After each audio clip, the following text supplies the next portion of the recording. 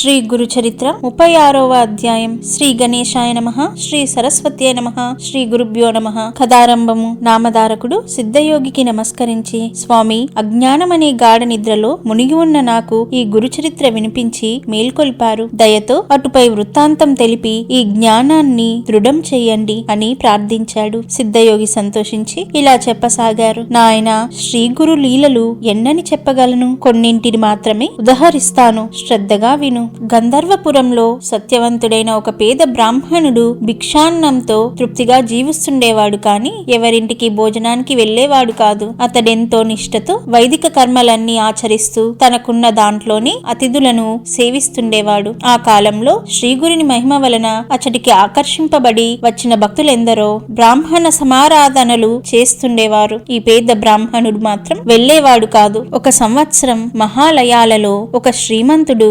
గ్రామస్తులం ధరిని దంపత సహితంగా భోజనానికి ఆహ్వానించాడు. ఈ పేద బ్రాహ్మణుడు మాత్రం వెళ్లడానికి ఒప్పుకోలేదు. అతని భార్యకు అటువంటి సమారాధనలకు వెళ్లి భోజనము, దక్షిణలు, కొత్త వస్త్రాలు, దానము తీసుకొని సుఖంగా జీవించాలని ఉండేది. ఆమె ఎంత చెప్పినా అతడు ఎప్పటివలే ఈసారి కూడా ఒప్పుకోలేదు. అతనితో తననొక్కదాన్నన్నా పంపమని, లేకపోతే అతనిని కూడా రమ్మని పట్టుబట్టింది. అతడు, నేను రాను, నీకంత ఆశ ఉంటే నీవు వెళ్ళవచ్చు అన్నాడు. అప్పుడు ఆమె ఆ శ్రీమంతునితో, నేనొక్కదాన్నైనా భోజనానికి రావచ్చా అని అడిగింది. అతడు దంపతులే రావాలన్నాడు. నిరాశ చెంది తన భర్తపై కోపంతో శ్రీగురుని వద్దకు వెళ్లి తన బాధనంతా వెళ్లబోసుకొని తన భర్త కూడా ఆ రోజు సమారాధనకు వెళ్లేలా ఆదేశించమని కోరింది. అందుకు శ్రీ నృసింహ సరస్వతి స్వామి నవ్వి ఆమె భర్తను పిలిపించి, ద్విజోత్తమ, నా మాట విని ఈ రోజుకు నీవు సమారాధనకు వెళ్ళు. భార్య యొక్క కోరిక తీర్చడం భర్త యొక్క ధర్మం అని హితం చెప్పారు. ఆ విప్రుడు,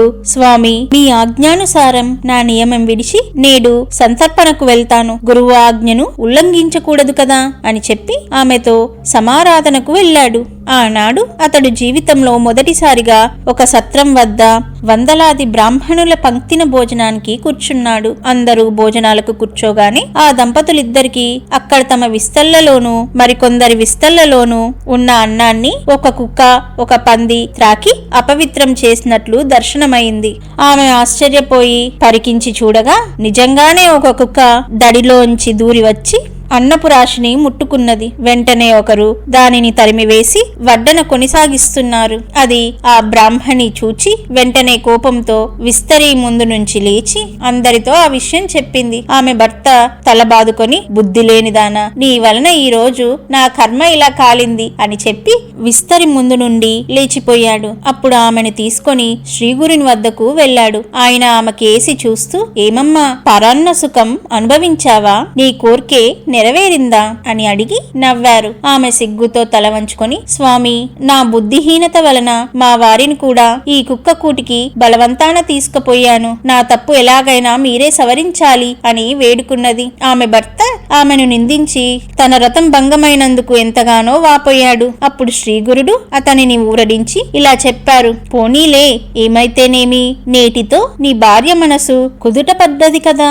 ఆమె ఇంకెన్నడూ నిన్నలా వేధించదు. ఇంత మాత్రానికి నీకెట్టి దోషము రాదు, నీకు నియమ భంగము కాదు. ఎప్పుడైనా దేవ పితృ కార్యాలలో భోక్త లభించక ఎవరికైనా కర్మానుష్ఠానికి ఆటంకం ఏర్పడినప్పుడు దానిని రక్షించడానికి భోక్తగా వెళ్లినందువలన ఎట్టి దోషము ఉండదు అని చెప్పారు. అప్పుడు ఆ విప్రుడు, స్వామి, ఎలాంటి భోజనం చేయవచ్చు, ఎలాంటిది చేయకూడదో దయతో వివరించండి అని కోరాడు. శ్రీ గురుడు ఇలా చెప్పారు, గురువులు, మేనమామలు, ఆచారవంతులైన వేద విధులు, అత్తమామలు, తోబుట్టువులు పెట్టిన భోజనం చేయవచ్చు. తల్లిదండ్రుల చేత సేవ చేయించుకునేవాడు, భార్యా బిడ్డలను ఏడిపించి పేరు కోసం దానాలు చేసేవాడు, పొగరుబోతు, తగాదాల కోరు, వైశ్వదేవం చెయ్యనివాడు, డబ్బు కాశించి అపాత్రులకు మంత్రోపదేశం చేసేవాడు, క్రోధవంతుడు, భార్యను విడిచిపెట్టినవాడు, క్రూరుడు, పిసినారి, స్త్రీలోలుడు, దురాచారి, దొంగ, జూదరి, స్నానం చేయకుండానే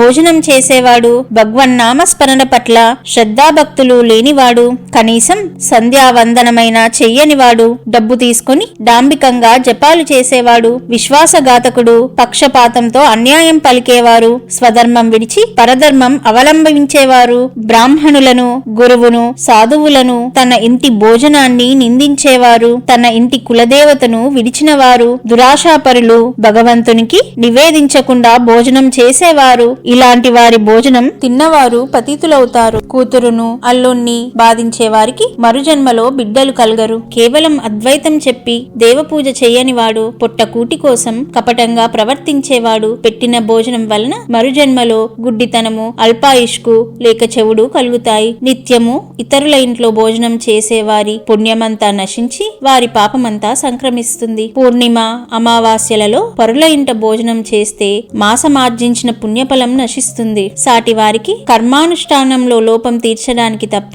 ఇతరుల ఇంటికి భోజనానికి వెళ్ళకూడదు. అలా చేసిన దోషం గాయత్రీ జపంతో తొలుగుతుంది. సేవకుల ద్వారా ఆహ్వానం పంపిన వారి ఇంటికి కూడా వెళ్ళకూడదు. మనుమడు పుట్టేదాకా అల్లుని ఇంట్లో కూడా భుజించకూడదు. గోవు, భూమి, బంగారం మొదలైనవి దానం తీసుకోవడం కూడా అంత చెడ్డవి కాదు. కానీ గ్రహణ సమయంలోనూ సూతకమప్పుడు పుణ్య తీర్థాలలోనూ దానాలు తీసుకుంటే దోషం వస్తుంది. ఇటువంటి అనుచిత భోజనం చేయకుండా స్వధర్మం ఆచరించే వారికి దైన్యమెన్నటికీ రాదు. దేవతలు, సిద్ధులు, కామధేనువు కూడా వారిని సేవిస్తుంటాయి. అప్పుడు ఆ విప్రుడు నమస్కరించి, స్వామి, స్వధర్మం అంటే ఎలాంటిదో కొంచెం వివరించండి అని ప్రార్థించాడు. స్వామి ఇలా చెప్పారు, నాయన, పూర్వం ఒకప్పుడు నైమిషారణ్యంలో పరాశర మహర్షిని మునులిలా కోరారు. మునీంద్ర, స్వధర్మానుష్ఠానంలో మాకు అడుగడుగున సందేహాలు కలుగుతున్నాయి. ఆచారము, మంత్రము గురువు నుండి తప్ప తెలుసుకోకూడదంటారు. కనుక దయతో మాకవి వివరించండి. అప్పుడు ఆ మహర్షి ఇలా చెప్పారు, ఋషులారా,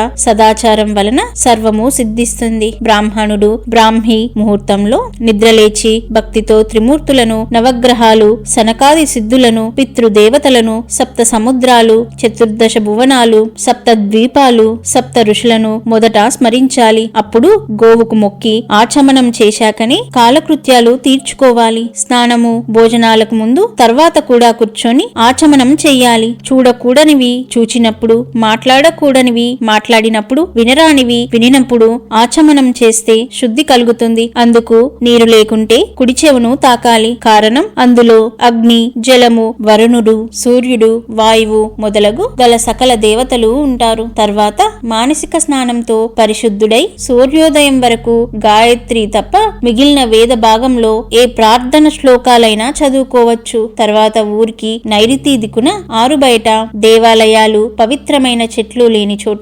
బాటకు నీరుకు దూరంగాను ఆకులు, గడ్డి లేని చోట మల విసర్జనం చేయాలి. ఆ సమయంలో జందము వేరుగా వేసుకొని అంగవస్త్రం తలకు చుట్టుకొని ఉండాలి. దిక్కులకేసి, ఆకాశం కేసి చూడకూడదు. పగటి వేళ ఉత్తర దిక్కుకు, రాత్రి వేళ దక్షిణ దిక్కుకు తిరిగి కూర్చోవాలి. తర్వాత ఆచమించి కులదేవతను స్మరించాలి. ఇలా శ్రీగురుడు ఆచారకాండ గురించి ఇంకెన్నో అంశాలు బోధించారు. శ్రీ దత్తాయ గురవే నమః. శ్రీ శ్రీపాద శ్రీ వల్లభాయ నమః. శ్రీ నృసింహ సరస్వత్యై నమః.